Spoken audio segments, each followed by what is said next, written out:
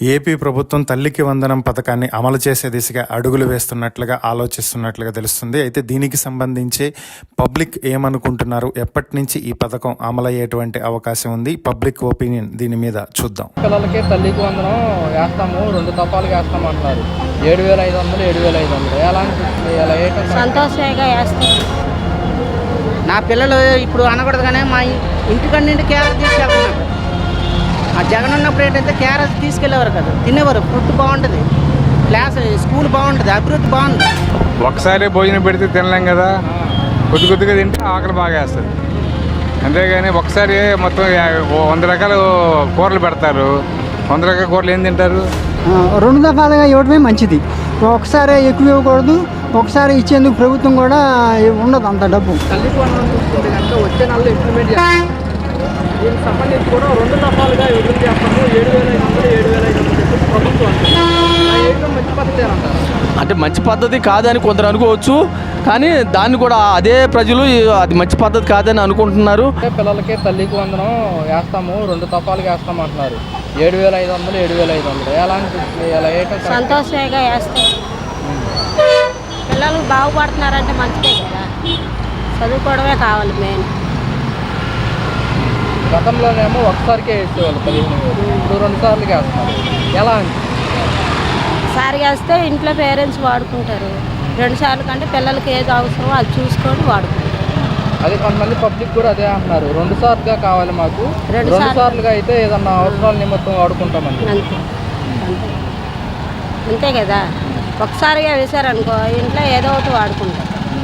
అదే 2 విధాలుగా అనుకో పిల్లలకి ఏది కావాలో అప్పుడు సమయం బట్టి వాడుకుంటారు.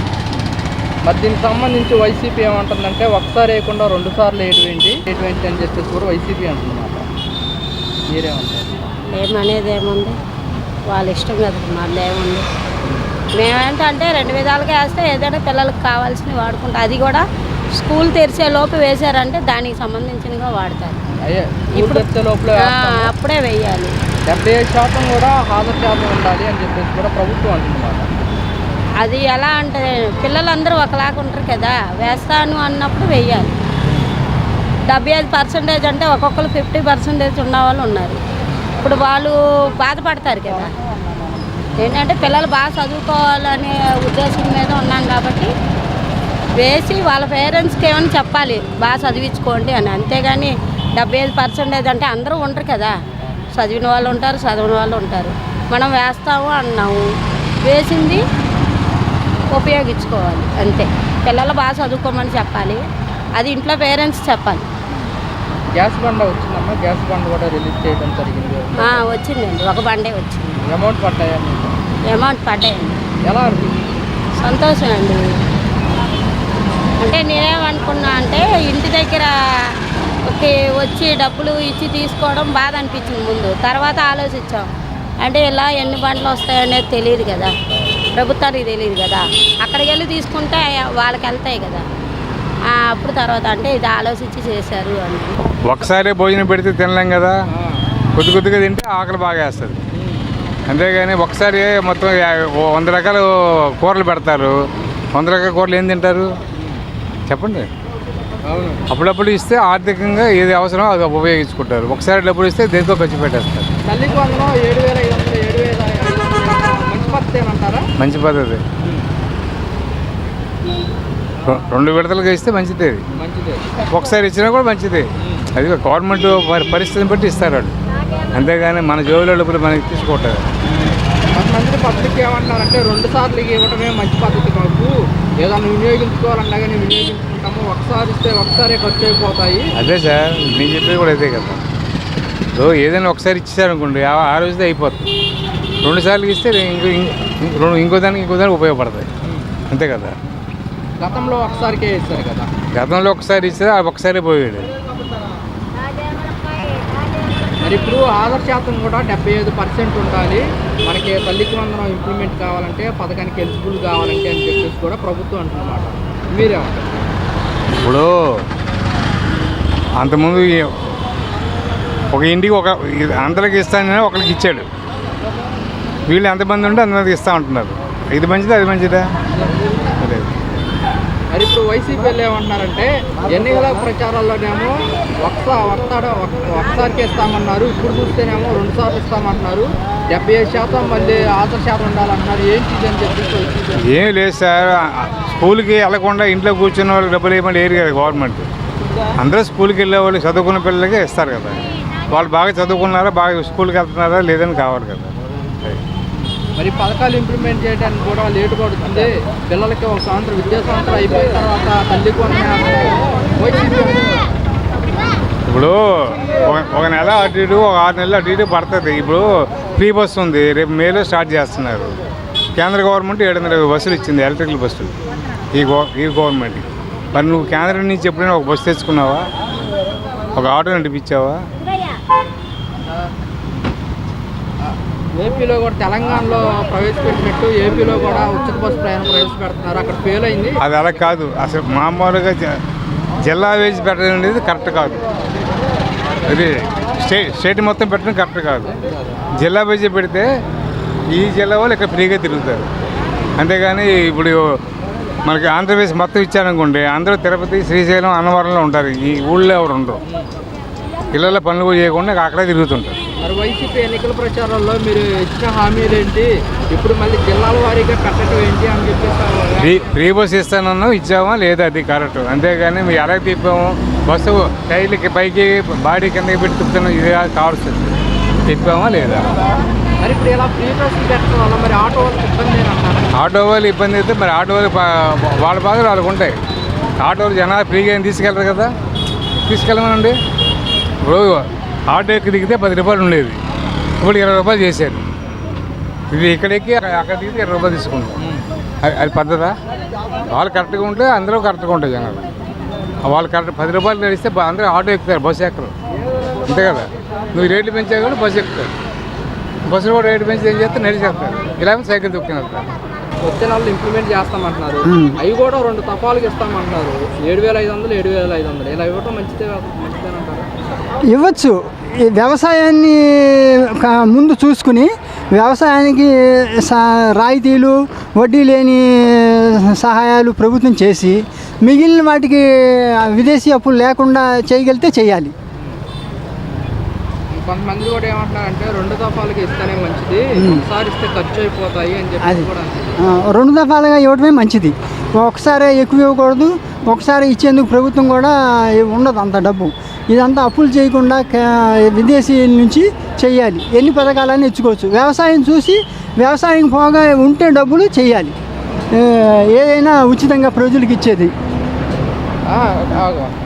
ఏమంటున్నారంటే వ్యవసాయానికి సంబంధించి కూడా రైతు భరోసా జూన్ మాసంలో ఇంప్లిమెంట్ చేస్తామంటారు. ఎలా అనిపిస్తుంది? రైతుకు వచ్చేసరికి ఏడాకి 20,000 ఇస్తామంటారు, ఎలా అనిపిస్తుంది? రైతు భరోసా జూన్ 20,000 న్యాయమే. అది చూసుకుని వాళ్ళు ముందుగా ఇచ్చుకుంటే తగిన సమయంలో కొనుక్కునేందుకు విత్తనాలు, ఆ పంట సద్వినియోగానికి సమయాన్ని బట్టి కనుక వాళ్ళు రైతు విషయంలో ఖచ్చితంగా ఎంతవరకు ఇవ్వాలో అంతవరకు న్యాయంగా క్షుణ్ణంగా ప్రత్యేక విభాగాన్ని పెట్టి రైతులకి న్యాయం చేకూర్చాలి. సబ్సిడీ ఇవ్వాలి, రుణాలు ఇవ్వాలి, మినహాయింపులు ఇవ్వాలి. ఖచ్చితంగా ప్రతి రైతుకి, చిన్నకారు, సన్నకారు, కౌలుదారుకి ఖచ్చితంగా వ్యవసాయ సాయం చేయాలి. ప్రభుత్వం బాధ్యత ఇది చూశాకే మిగిలిన సదుపాయాలు ప్రజలకు ఉచితంగా ఇచ్చే పథకాలు ఇది అయ్యాక, వ్యవసాయం చూశాకే. ఆధార్ శాతం 75% ఉండాలి, 75% ఉంటే తల్లి కొండలు ఇంప్లిమెంట్ చేస్తామని కూడా ప్రభుత్వం అంటున్నమాట. ఎలా అంటే అది న్యాయమే. ఆదాయం చూసే ఇవ్వాలి, దాన్ని బట్టే ఇవ్వాలి. అది చూడటం మంచిది. జాగ్రత్త మంచిది. కొంతమంది రాష్ట్రాన్ని అభివృద్ధిలో పెట్టుకొని మరి చాలా ఇబ్బందుల్లో ఉంది కాబట్టి మరి రాష్ట్ర ముఖ్యమంత్రి వారు అలా మాట్లాడి ఉండొచ్చు. కాకపోతే ఏంటంటే 2 దఫాలుగా అనేది ఏ విధంగా చేస్తారనేది కూడా ఆయన కూడా మీకు స్పష్టంగా సీఎం గారు చెప్తారు. మరి అలాగే ఉపరాష్ట్ర మంత్రి పవన్ కళ్యాణ్ గారు కూడా చెప్తారు. మరి తప్పకుండా దాన్ని ఆస్వాదిస్తారు. ఎందుకంటే ఒకవేళ 2 దఫాలానికి ప్రజలకు తప్పుగా ఉండొచ్చు, కానీ దాని వెనకాల మర్మం ఏంటనేది రాష్ట్ర ముఖ్యమంత్రి వారికి తెలుసు. మరి అలాగే 2 దఫాలుగా అనేది సూపర్ 6 అనేది అమ్మఒడేది అనేది అవన్నీ దాన్ని ప్రపోజల్ పెట్టి రానున్న కాలంలో కూడా ఆయన పవన్ కళ్యాణ్ గారు, రాష్ట్ర ముఖ్యమంత్రి చంద్రబాబు గారు కూడా దాన్ని సర్వే చేసి దాన్ని యొక్క ప్రజలకు ఎటువంటి ఇబ్బంది లేకుండా కూడా చేస్తానికి ఆయన సూచనలు పాటిస్తున్నాడు. మరి రాష్ట్ర ముఖ్యమంత్రి వారు చంద్రబాబు గారు ఎప్పుడు కూడా తప్పు చేయడు. మరి ఒకవేళ 2 దఫాలుగా అన్నారంటే దాని వెనకవేళ ఎంత కష్టం ఉందో ప్రజలు కూడా తెలుసుకోవాలి, నాయకులు తెలుసుకోవాలి, కార్యకర్తలు తెలుసుకోవాలి, వ్యాపారులు కూడా తెలుసుకోవాలి.